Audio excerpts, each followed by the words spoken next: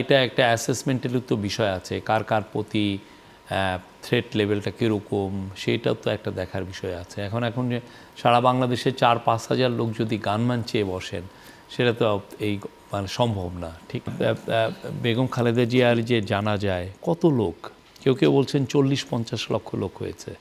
তো এটাকে সুচারুভাবে সম্পন্ন করা, এটা যে কোনো দেশে, এটা বাংলাদেশ বলেন কেন, পৃথিবীর ইভেন উন্নত দেশেও এটা একটা ম্যাসিভ চ্যালেঞ্জ।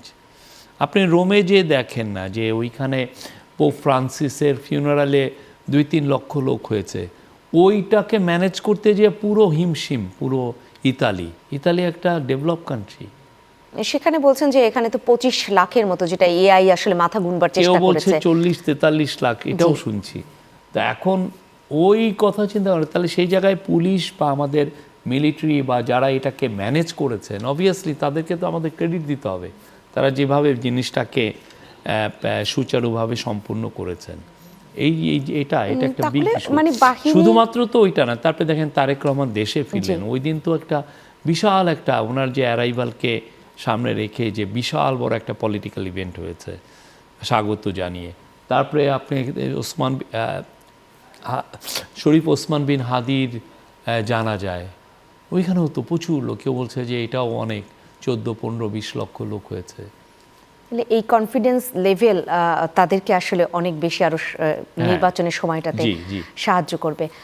তারেক রহমানের প্রসঙ্গে আসি, 4 দিনের সফরে ঢাকার বাইরে তিনি যাচ্ছেন এবং নিরাপত্তার জন্য তিনি চেয়ে আর কি চিঠি দিয়েছেন।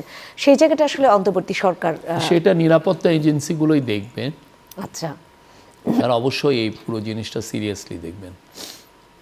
গানম্যান দেয়ার যে বিষয়টি, এই পুরো বিষয়টা নিরাপত্তা এজেন্সিগুলো দেখছে, সিকিউরিটি ফোর্স, পুলিশ, অন্যান্য যারা রিলেভেন্ট এজেন্সি আছেন তারা দেখছেন। তারা অবশ্যই এই পুরোটা ওনার যে সিকিউরিটি টিম যে আছেন তাদের সাথে কোঅর্ডিনেট করে এইগুলো দেখছেন।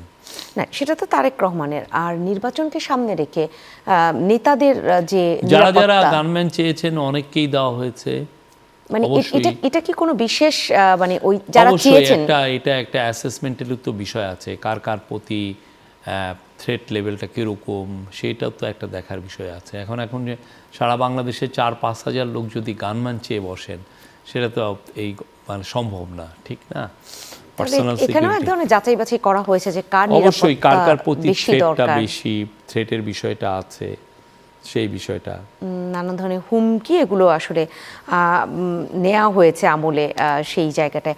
আমি এখন একটু গণভোটের বিষয়ে আপনার কাছে জানতে চাই। গণভোটের ব্যাপারে অনেকেই বলছে যে এটা আসলে অন্তর্বর্তী সরকার সচেতনতামূলক যে কাজ সেটা কতটা করছে। যদি আমরা সুপার ক্যারাভানের কথা শুনেছি, সেটার উদ্বোধন করা হয়েছে, কতটা কাজ করতে পারছে আসলে সুপার ক্যারাভান? সুপার ক্যারাভান দেশের 495টা উপজেলায় যাবে, তারা কাজ করছে। এই যে 9 তারিখ থেকে শুক্রবার থেকে, আগে তো 10টা ছিল, আরও 20টা গাড়ি যুক্ত হচ্ছে।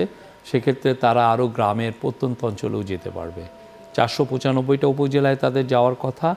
আমরা আশা করছি they will do the job very well.